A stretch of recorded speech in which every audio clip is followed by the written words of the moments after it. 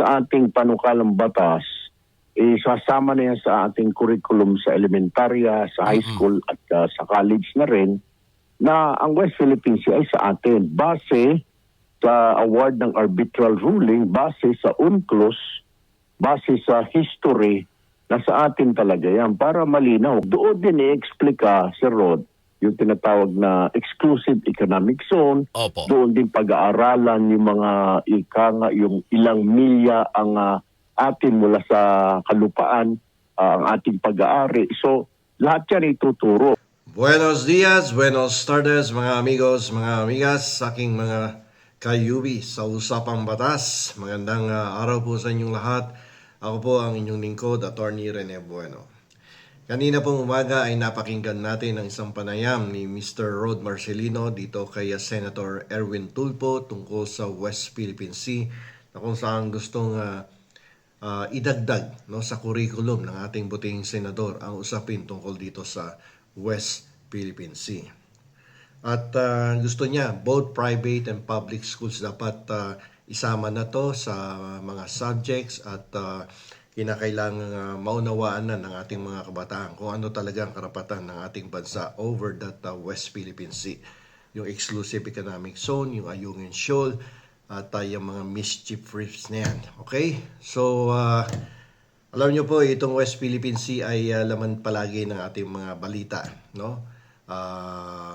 Pero sa isipan ng ating mga kabataan, para lumalabas na isa lamang itong isang ordinaryong lugar sa mapa na laging nasa balita. Mahalagang maunawaan na ito ng ating mga kabataan. Dahil ito po ay nag-exercise tayo ng sovereign rights over this exclusive economic zone. Although wala tayong sovereignty, but we have these sovereign rights over the West Philippine Sea. Alam niyo po, pinagkukunan niya ng kabuhayan ng milyon-milyong Pilipino na mangingisda. At ang mamimili ay nakadepende din dyan sa mga palengke. Dahil yung mga tinitinda sa palengke, karamihan dyan ay galing sa West Philippine Sea. At yan din po ay simbolo ng karapatan na ipinaglalaban ng ating bansa. No? At marami tayong benepisyong nakukuha dyan. So nararapat lamang na talagang ipaglaban natin ang ating karapatan sa West Philippine Sea. So si Senator Erwin Tulfo ay ang gusto niya ay ituro ang paksang iyan sa lahat ng paaralan at hindi lamang yan dapat maging isang obligasyon kundi isang responsibilidad upang sa murang edad pa lamang alam na ng mga bata ang karapatan ng ating bansa. Paano ito nakamit at bakit ito dapat nating ipaglaban gamit ang international law at ang ating sariling batas. Bagamat ang kalihim ng Department of Education na si Ed Angara ay may kapangyarihan na maglabas ng memorandum para isama ang paksa ng West Philippine Sea sa mga subjects katulad ng geography, ng history, mula elementarya hanggang high school. Marami din na nagsasabi na mas makatwiran na may mas mahusay na isang batas na dapat na ipanukala na sa ating Kongreso or sa Senado upang tiyakin na hindi ito basta mawawala o mababago depende sa pagbabago ng mga opisyal sa gobyerno. Kasi alam niyo naman po, ang pamamalagi ng isang memorandum katulad ng inclusion of this subject about West Philippine Sea may be removed depende sa political will dyan. Depende sa vision ng mga present leaders. So, kinakailangan daw na magkaroon ng isang permanenteng batas. Okay? So, ano ba ang batayan ng ating karapatan? Siyempre, palagi natin naririnig, UNCLOS. Ang pundasyon ng ating mga karapatan ay ang United Nations Convention on the Law of the Sea, UNCLOS. Itinuturing na batas ng karagatan yan na kinikilala sa buong mundo. Yan, UNCLOS ay ang batas ng karagatan. Okay? Ayon po sa UNCLOS, ang isang bansa katulad po ng Pilipinas ay ay may eksklusibong sovereign rights sa lahat ng yamang dagat hanggang 200 nautical miles mula sa kanyang dalampasigan. So bibilang ka ng 200 nautical miles mula doon sa gilid-gilid ng dalampasigan natin. At simula doon, 200 nautical miles, may karapatan ka mangisda, no? Mag-explore ng langis, ng natural gas. At walang ibang bansa na pwedeng gumamit yan, kundi tayo lamang, sapagkat tayo ang binigyan ng sovereign rights ng UNCLOS over the 200 nautical miles, yung exclusive economic zone. Ang malaking bahagi po ng West Philippine Sea ay kasama sa ating exclusive economic zone. Ibig sabihin, yung mga yaman dito, sabi ko nga, ay para sa mga Pilipino lamang, para sa ating kasalukuyan at sa kinabukasan ng ating mga mamamayang Pilipino. Yung mga mangingisda natin, ang laki ng dependency dyan sa West Philippine Sea. Dyan sila kumukuha ng pangkabuhayan. At ang mamimili naman, dyan nanggagaling ang binibili nating mga isda, karamihan. So tingnan muna natin yung kasaysayan, no, tungkol dyan sa 2016 arbitral ruling. Noong 2013 po, sa pangunguna po ng ating dating Pangulo na si Noynoy Aquino, dinala po ng ating bansa ang usapin laban sa China sa Permanent Court of Arbitration sa The Hague, Netherlands. Noong July 12, 2016, naglabas po ng paborableng desisyon ang nasabing hukuman. Nagganap na pabor sa Pilipinas, no? Tayo ang may sovereign rights doon sa West Philippine Sea. At ang tingnan natin yung mga pangunahing punto sa desisyon na to, kung ano-ano ba ang sinabi ng nasabing hukuman. Ang sabi doon sa desisyon, walang legal na basihan ang tinatawag na 9-dash line ng China na sumasakop sa halos buong West Philippine Sea. Kumbaga, guni-gunin nyo lang yan.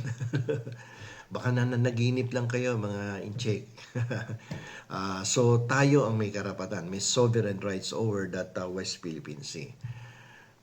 Yung namang tungkol sa mga anyong lupa sa Spratlys, yung mga lupang lulubog lilitaw, no? Depende kung high tide o low tide. Yung mga bato doon o mga lugar na lumalantad lamang kapag mababa ang tubig, hindi sila pwedeng magkaroon ng exclusive economic zone. Yun ang sabi ng desisyon. Pagdating naman doon sa Scarborough Shoal, ang Scarborough Shoal ay tradisyonal na pangisdaan ng mga Pilipino yan. At walang sino mang bansa ang makakapigil sa atin na doon mangisda. So sa atin din yun. Ang karapatan para mangisda ay nasa Pilipinong mangingisda. So, ngayon, pag-usapan natin, bakit gusto ni Senator Erwin Tulfo na ituro na to mula elementarya, high school, at even in college, no? At both in public and private schools.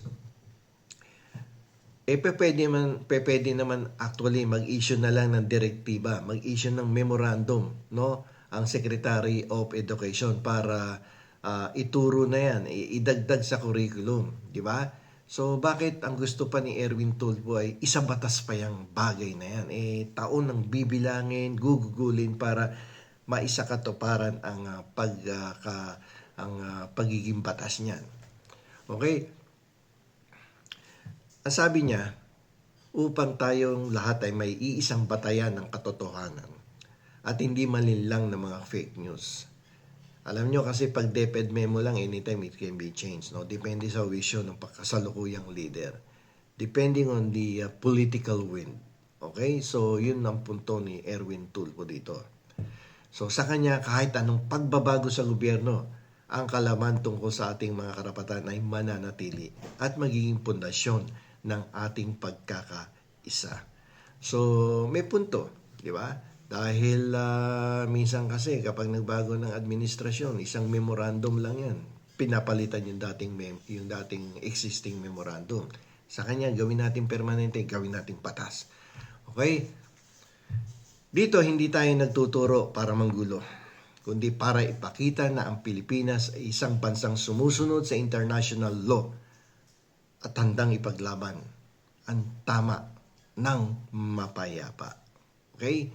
So, dito makikita natin yung logic, no, behind the proposed law to include from elementary to college the teaching of this matter about the West Philippine Sea, both in private and public schools. Sa pamamagitan ng memorandum mula sa DepEd, no, yung secretary ng DepEd, ang paksa ng West Philippine Sea ay makakapasok sa mga klase tungkol dyan sa history, sa geography, sa lahat ng antas mula elementarya hanggang high school. Ganun pa man, ang proposal na gumawa ng batas, katulad ng sinasabi ni Erwin Tulfo, ay may mas makapangyarihang idudulot sa ating mga kabataan. Dahil, sabi ko nga kanina, permanente yung batas. Hindi siya basta-basta na lang babaliwalain o alisin ang sino mang susunod na opisyal na susunod na Secretary of Education. Baka mamaya yung presidenteng sumunod ayaw niyan, no, dahil pro-China. Matatanggal niya kaagad, no? Yung mapapawalang bisa kaagad yung memorandum. So, maganda yung logic behind the proposed law. Tapos, tiyak na makakakuha ng budget para sa mga aklat, aralin, pagsasanay ng guro at iba pang mga kagamitan upang talagang palakasin ang pagtuturo tungkol dito sa West Philippine Sea. Kasi napaka-importante nito, malaking benepisyo makukuha ng bansa dito So, pagbatas yan, dapat sundin. Lahat ng paaralan sa bansa, pampubliko man o pribado ay obligado ngayon na ituro ang paksa. Kapag memorandum, baka ang masasakupan lang yan yung mga public schools at pwedeng hindi sumunod ang mga pribadong eskwelahan. Pagbatas yan, may direktiba, may mandate na sumunod kayong lahat. Kaysa hodang public, kaysa hodang pribadong eskwelahan, pag-aralan ng mga estudyante niyan tungkol sa West Philippine Sea. Dahil malaki ang dependency ng ating bansa dyan para sa ating kinabukasan. Ngayon, ang West Philippine Sea ay hindi lamang isang teritoryo.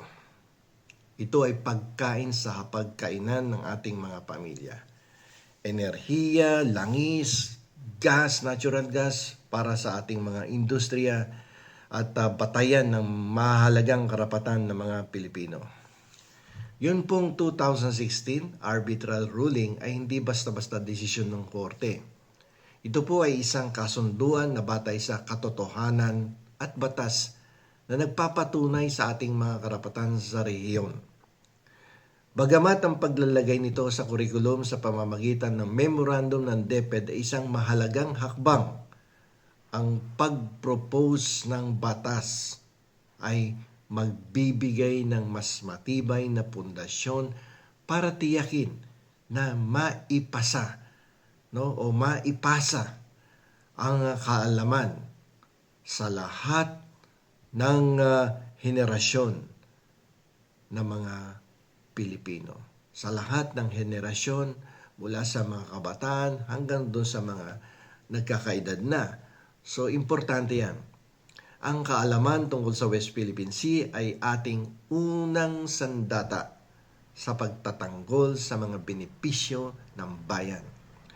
So, hanggang sa susunod na henerasyon, magpapatuloy ang ating laban na ito gamit ang ating talino, gamit ang ating dangal.